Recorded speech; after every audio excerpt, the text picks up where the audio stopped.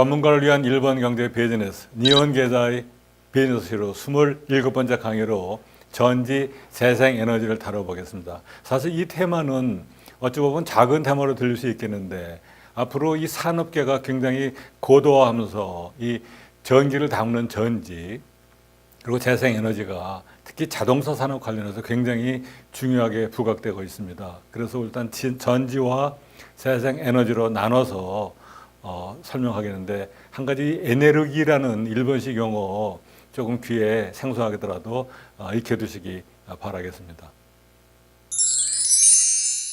예, 그럼 이제 전지 산업을 좀 살펴보기로 하겠습니다. 우선 그 전에 우리가 이렇게 이공학을 전공한 사람들이 되게 아니고 기술적인 것을 깊이 알 필요는 없습니다만 일단 전지를 좀 분류를 해야 논의가 될 것 같습니다.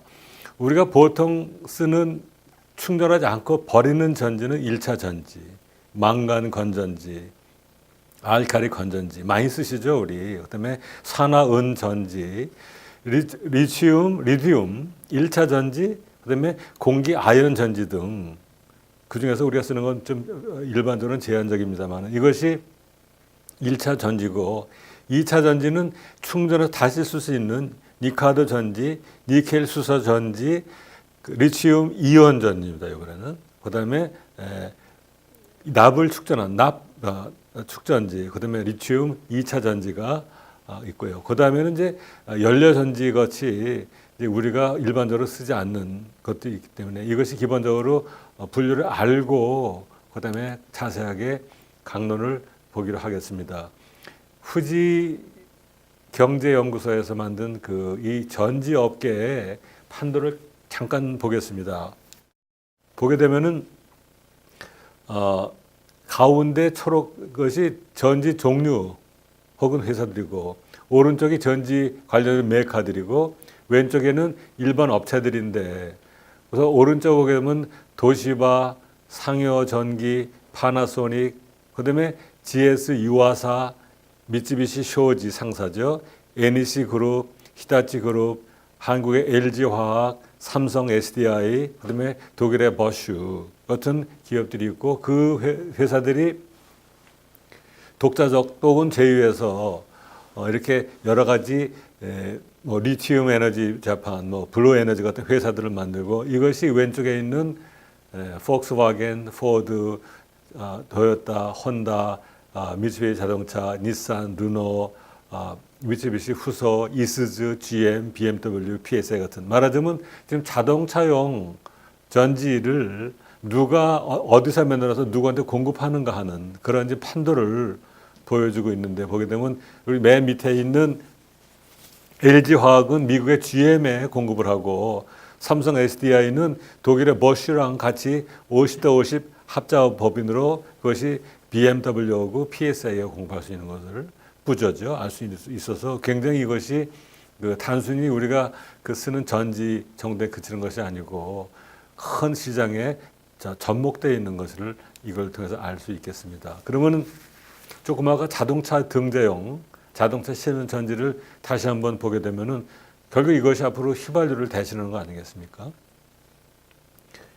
왼쪽에 닛산, 토요타, 혼다, 미쓰비시 자동차, 미쓰비시 쇼지가 있고 그다음에 오른쪽에 메이커들이 같이 만든 신회사들이죠. 오토모티브 에너지 사플라이, 그다음에 프라이마스 EV 에너지, 블루 에너지, 리튬 에너지 자판 같은 새로운 자동차용 전지 메이커가 왼쪽에 전기 전자공업체하고 자동차 회사가 같이 출자해서 만드는 것을 알 수 있겠습니다. 예를 들면 토요타 자동차하고 파나소닉은 블루 어스 EV, 일렉트릭 비클 에너지라는 이것이 이제 프리우스에 등재가 되는 것이죠.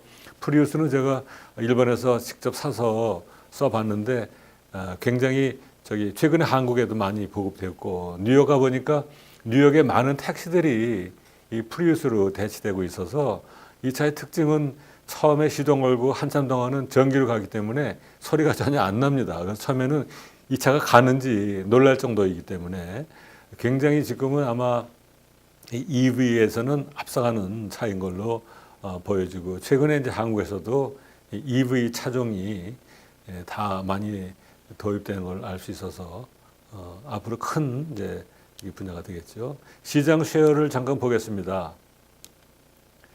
그러면 이제 아까 그 전지 분류에서 소형 리튬 전지를 보게 되면은 1위는 파나소닉, 2위는 한국의 삼성 SDI, 3위 역시 한국의 LG 케미컬. 대단하죠.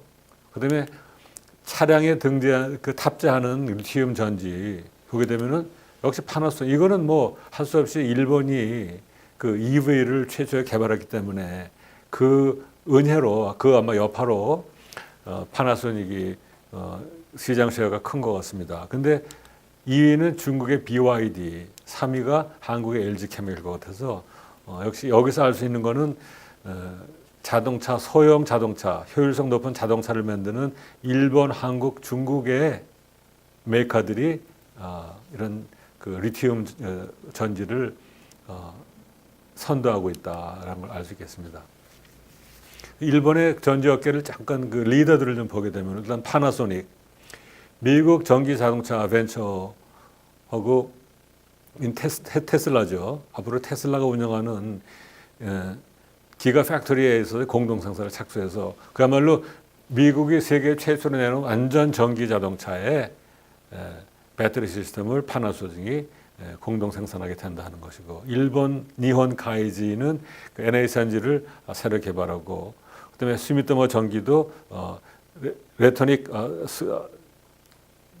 스로우라는 전지를 개발하고 있고, 소니는 무라타 세작소하고 리튬 전지를 만들어서 이거를 매각해서 소니는 철퇴하는 것이 최근의 변화라고 할 수 있겠습니다. 그다음에 막셀 그 배터리들 아시죠? 막셀의 그 일본 히다치하고 합작법인 니혼 막셀이 니혼 그 히다치 제작소 그 그룹에서 나와서 새롭게 독립해서 이렇게 상호가 변경이 됐다라고 하는 것이 전지업계의 주요한 동향이라고 하겠습니다.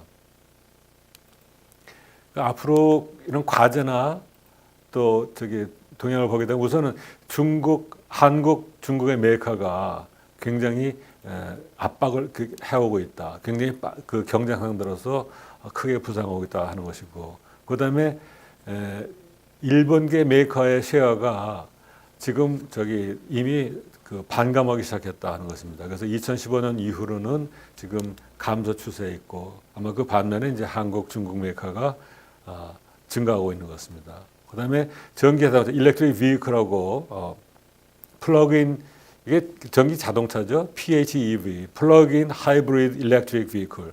이렇게 저기 전기 플러그인에서 그 테슬라 같은 자동차를 말하는 건데, 과연 이것이 앞으로 진짜 앞으로 그 가솔린 자동차를 대체하는 대세 자동차로 등장할 것인가라는 것이 배터리 업계에 거의 그 운명을 좌우하는 요인이 된다 하는 것을 표현한 것입니다.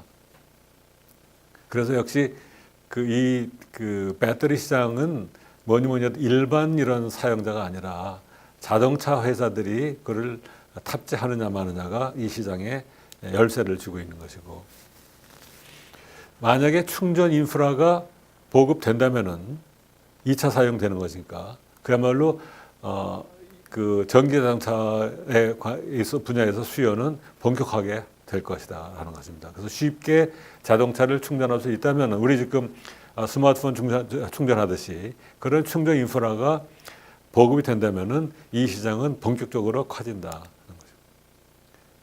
그다음에 다른 얘기입니다만은 태양전지는 앞으로 부가가치가 굉장히 높기 때문에 이것을 앞으로는 개척을 해야 된다. 만약에 태양을 받아가지고 그 전지를 축전을 해서 그걸 만약에 이렇게 대용량 물건에 쓸 수 있다면 그건 또 굉장히 획기적인 시장 변화가 될 거라고 봅니다. 그 다음에 이번에는 전지는 이제 담는 것이고 이번에는 이제 재생하는 겁니다. 그 지금 세계가 지금 그 탈석유화를 추구하기 때문에 그런 면에서 앞으로 재생에너지는 어떻게 될 것인가. 이거는 이제 일본 정부가 만든 자료 중에서 막 그림이 예뻐서 제가 땄습니다만은 여러 가지 소스죠. 뭐 태양, 바람, 산이나 나무, 대지, 물 다 공짜입니다. 이 공짜의 리소스를 활용해서 풍력 발전이나 바이오매스 발전이나 가스 플랜트나 지열 발전, 지중 열 이용 발전, 온도차 이용 발전, 그다음에 이미 하고 있는 수력 발전, 태양광 발전, 뭐 진짜 무궁무진한 그런 발전들이 업계 동향을 보게 되면은 이미 1980조행 어마어마한 규모네요. 우리 지금은 거의 2경 아니겠습니까? 2경원에 우리가 잘 안 쓰는 단위죠. 경은 2경원에 달하는 거대한 시장이다. 여기서 의외로 주도하는 기업은 소프트뱅크나 엔티티 같은 IT 기업. 왜냐하면 이거를 전송을 해야 되지 아니겠습니까? 그래서 재생에너지에 주도를 하고 있고, 그다음에 리스 회사가 투자해서 하는 것이 굉장히 눈에 띈다. 예를 들면 오릭스가 중심이 돼서 미쓰비시 UFJ 리스하고 도쿄 센츄리 리스 같은 데가 앞으로 이런 태양광 재생에너지 발전에 굉장히 많은 투자를 이끌고 있다. 이거는 글씨가 많아서 죄송합니다만 제가 추려서 여러분들한테 꼭 이 재생에너지 분야에 주요 기업들의 회사 이름을 우리가 알아야 되기 때문에 한번 리스트한 거 왼쪽에 이름을 천천히 말하겠습니다. 토레, 그럼 뭐 토요 레이온 나중에 나옵니다. 여기는 원래 레이온 그 섬유 이런 그 회사인데 지금은 이 토레의 그 파이버죠. 없으면은 그야말로 이 항공기들을 못 맬 정도로. 그래서 이 블레이드 말하자면 그 풍력 발전에 돌아가는 그 큰 풍차를 경량으로 만들기 위해서는 토레의 실을 써야만 가능하다. 섬유 제품을 그런 얘기죠. 그래서 토레, 니온 세고, 이건 베어링, 그다음에 가와사키 중공업, 후지 중공업은 다 발전 시스템. 그다음에 테이진, 미쓰비시 중공업, 신니폰 세키유, 코스모 세키유 석유 회사들은 이제 그 발전소의 그 연료 쪽이고요. 메이덴샤, 도쿄 덴료쿠, 제이파워, 오사카 가스, 싱에츠 가가쿠 고교, 히다치 카세 고교, 그다음에 스미토모 겐세츠, 간덴코, 간사이 덴코는 간사이 전력공사의 준말인데 이게 이제 완전히 회사 이름입니다. 그래서 간덴코, 스미토모 덴세츠, 신니폰 세이테츠, 히다치 조센, 아까 나왔던 이시카즈마 하리마가 오른쪽에 보게 되면은 여러 가지 분야에 들러붙어서 이런 말하자면 재생에너지 분야에 블레이드, 베어링, 그다음에 발전소, 발전기기, 그다음에 공사 시공을 할 수 있는 것을 알 수 있어서 굉장히 이게 의외로 굉장히 많은 그 분야가 들러붙는 큰 분야다라고 한 걸 알 수 있습니다.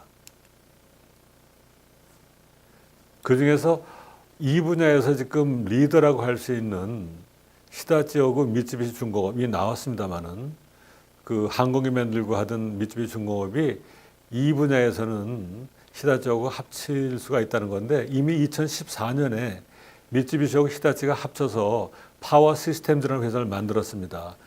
여기서 다른 분야가 지금까지 얘기한 것이 다 있기 때문에 조금 글씨가 많지만 제가 리스트했는데 이거는 이 회사의 업무 분야입니다. 가스 터빈 컨버션 사이클 발전 플랜트가 하나, 그다음에 컨벤셔널 발전 플랜트 둘, 석탄가스화 복합 발전 플랜트 셋, 지열 발전 플랜트, 가스 터빈, 전기 터빈, 보일러, 환경장치, 발전기, 제어 시스템, 연료전지, 발전 플랜트 주변 기기 모두 지금 이게 재생에너지에 관련되는 것이 핵심 사업을 하는 회사를 만들었는데 이 통합회사에 이미 앞에서 봐서 알겠지만 사실 옛날에는 미쓰비시나 히다치나 다 조선사 하던 중공업 회사 아니겠습니까? 과거의 경쟁자죠. 이 경쟁자가 어쩌면은 지금 말이 나와서 아예 그냥 두 회사가 합쳐질 수가 있습니다. 이게 그러면 세계적인 사건이 될지 모르겠는데 그래서 일본에서 이거를 환상의 경영 통합이 될 것인가라고 현재 여기 수치는 2, 3년 된 그런 통계 숫자입니다만은 기본적으로는 그 포지션은 마찬가지죠. 히다치 제작소가 매상고가 10조, 미쯔비시 중공업이 거의 5조, 합친다면 15조 엔, 우리 지금 150조에 달하는 커다란 회사가 되는 것이죠. 이 두 회사가 앞으로 합쳐진다면은 그야말로 이 에너지 분야에서 미쯔비시 히다치의 그 성공 사례가 거대한 그 시장의 재편으로 갈 수 있다 하는 면에서 중요한 얘기가 될 것 같고요. 그다음에 태양광 발전, 아까 나왔습니다. 태양광을 받아서 하는, 이 한국에서도 굉장히 우수한 업체들이 많습니다. 태양광 발전 회사들은 급격하게 확대 중이고 2014년도에 도입한 것이 약 940만 킬로와트인데 이것이 계속적으로 증가하고 있습니다. 그리고 일본에서는 이거를 이제 정부가 아파트가 아닌 그 단독 주택들한테 도입하는 것을 적극적으로 추진하고 있습니다. 일본은 굉장히 어떻게 보면은 태양이 비치는 그 시간이 긴 형태고요. 그다음에 매연도 좀 적어서 효율이 좋을 거라고 보이는데, 그다음에 약 1,400만 가구가 지금 해서 그 중에서 가능한 집이 한 1,400만 채인데 현재 보급률은 약 140만 가정 정도가 도입해서 일단은 성공으로 보고 앞으로는 이거를 굉장히 정부가 개발견을 줄여서 약 2, 3개월에 혹은 그 메가솔라 용량이 많은 거는 1년 정도로 할 수 있는 앞으로 개발견이 단축화가 가능해서 이제 이게 새로운 FIT의 매수 가격만 높으면은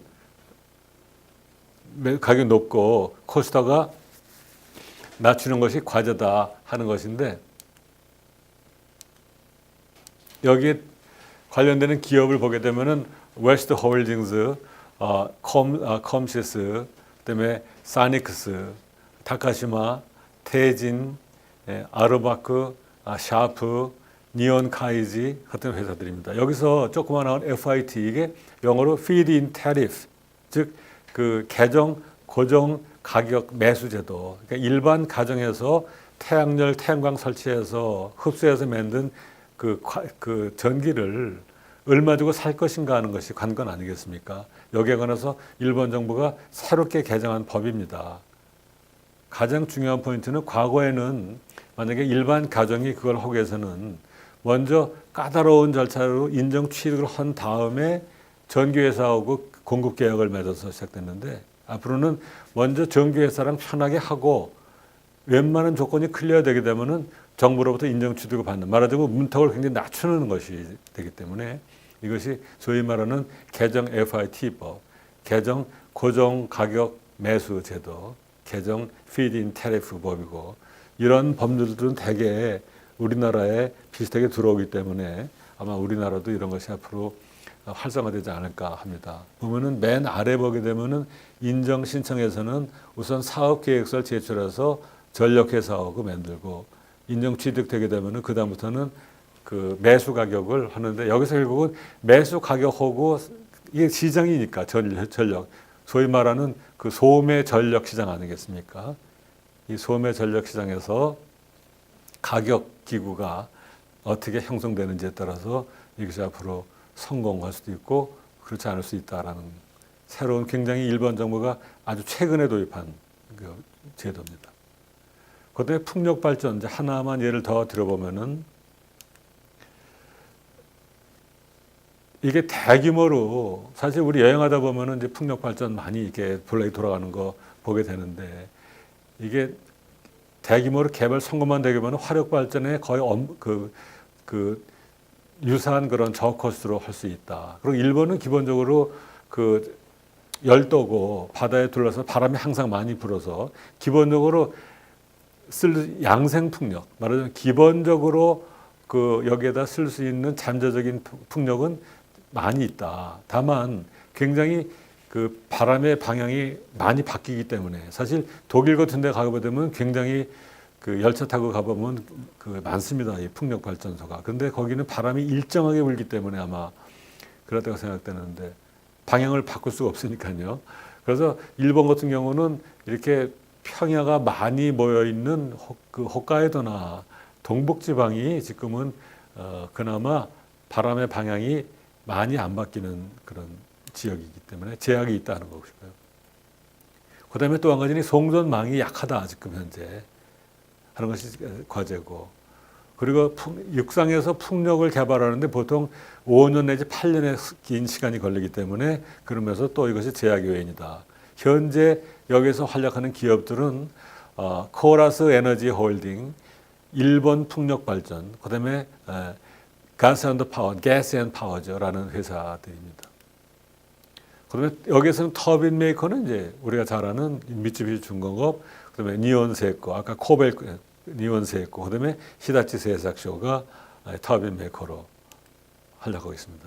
여기서 한 가지만 앞으로 어쩌면은 미쯔비시하고 합칠지도 모르는 오래된 그 히다치 세삭쇼에 예를 들어 보면 조금 화면이 저기 선명하지 않습니다만 맨 왼쪽만 보시기 바랍니다. 사업체자가 전력 에너지, 그다음에 산업, 물, 그다음에 어번, 도시, 그다음에 금융 공급 이렇게 나눠져 있는데 전력 에너지 분야에서 원자력 비즈니스 유닛, BU죠. 원자력 비즈니스 유닛, 그다음에 전력 비즈니스 유닛, 그다음에 에너지 솔루션 BU.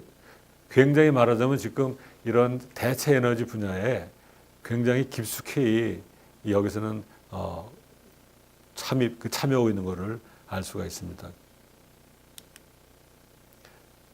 그 외에 이제 뭐 이런 대체 에너지 시장이 너무 많기 때문에 한 두 가지만 더 말씀을 드린다면 이제 땅의 열을 이용한 지열 발전. 일본이 지금 지열 자원량이 세계 3위다. 이건 아마 그만큼 그 잠재적인 화산이 많을 정도로 땅이 뜨거운 나라라 그렇겠죠. 지열 발전량이 자원량이 세계 3위다. 그다음에 현재 가동 중인 발전소가 17개고, 발전 코스트가 싸고, 장래 앞으로 이게 굉장히 중요한 전원, 전력 인프라가 될 것이다라는 거고, 그다음에 온천지나 자연공 같은데 적재가 많기 때문에 이런 데하고 공생을 할 수 있다. 말하자면 온천 지역에서 발전시켜서 물을 데울 수 있다거나 하여튼 그런 자연 조건을 활용하는 그런 측면에서 지열 발전이 일본은 굉장히 앞으로 산업화가 되고 있다. 다만 개발이 한 11년 이상 걸리는 것이 약점이고, 바이오매스는 이제 그런 여러 가지 우리가 폐기물, 자연 폐기물을 태우거나 하지 않습니까?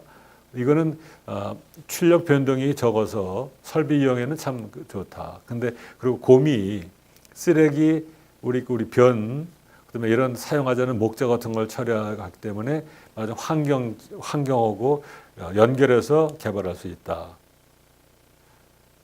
다만 코스트가 대량의 뭔가 태워야 되니까 원료를 말하자면 대량 확보하는 것이, 그걸 안정하게 조달하는 것이 이 산업은 과제가 된다. 그리고 개발 기간은 아까보다 훨씬 짧은 4년 내지 5년 된다 하는 것입니다. 개발 기간은 바이오매스는 한 지열 발전보다는 한 반밖에 안 되는 4년이나 5년 정도의 개발 기간이 필요하다는 것입니다. 전지 재생 에너지 산업에서 세 개의 키워드를 정리한다면, 하나는 우선 전지에 관해서는 한국의 이 리튬 전지의 우수성에 대한 도전, 역전이죠. 과거에는 한국 기업들이 일본 기업에 도전했었는데 지금은 한국의 삼성, LG의 이 전지의 우수성에 일본 기업들이 도전하는 형태가 되어 있고, 이 산업은 역시 자동차와 깊은 연관이 있기 때문에 앞으로 일본이 역시 자동차 산업이 막강하기 때문에 일본 기업들이 성장할 수 있는 여지는 충분하다고 볼 수 있겠습니다. 두 번째는 이 재생에너지 시장이 자동차 산업 관련해서 새로운 시장을, 특히 PHEV, 플러그인 이코노믹 비클이죠.